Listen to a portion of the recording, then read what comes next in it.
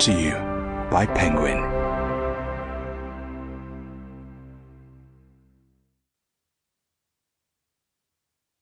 The Secret History of Gold.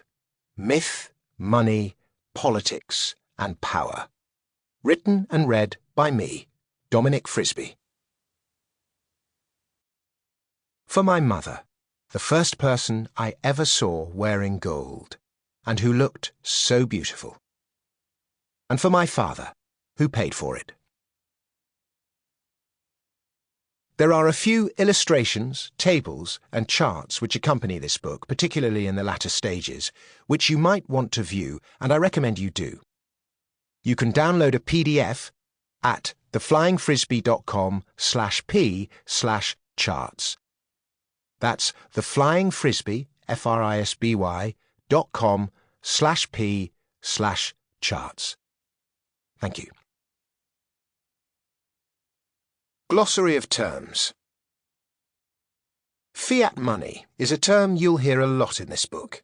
It means national currencies, the dollar, pound, euro, or yen, for example, that are not backed by anything tangible, just law. Under a gold standard, the pound and dollar were backed by and exchangeable for gold.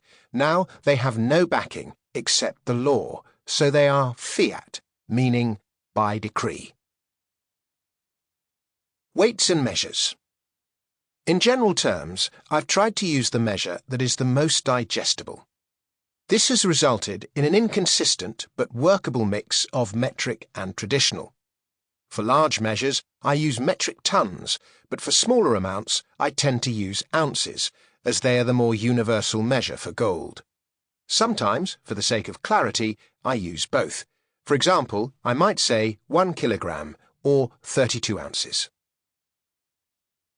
To help you visualize these numbers, an ounce of gold would be about the same size as a typical large chocolate coin or a USB flash drive.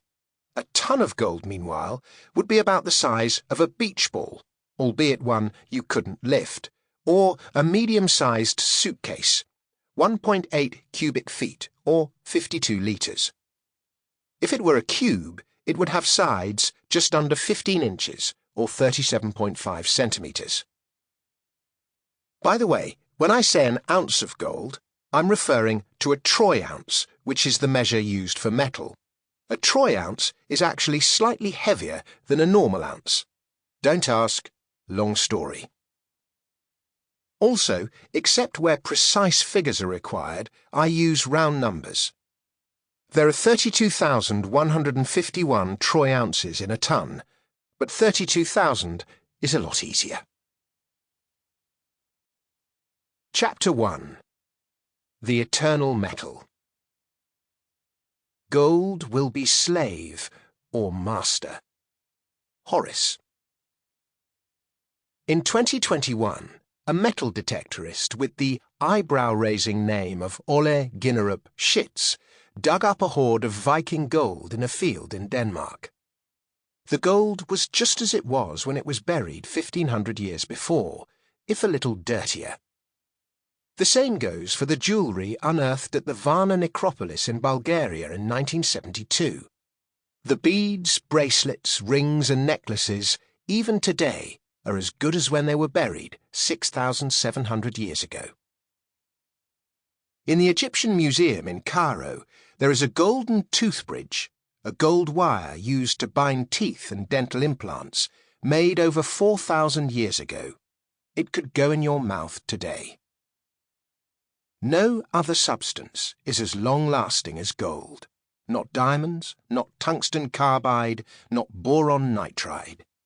Gold does not corrode, it does not tarnish or decay, it does not break down over time. This sets it apart from every other substance. Iron rusts, wood rots, silver tarnishes. Gold never changes. Left alone, it stays itself, and it never loses its shine. How about that?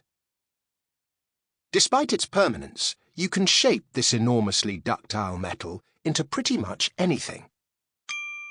Sample complete. Ready to continue?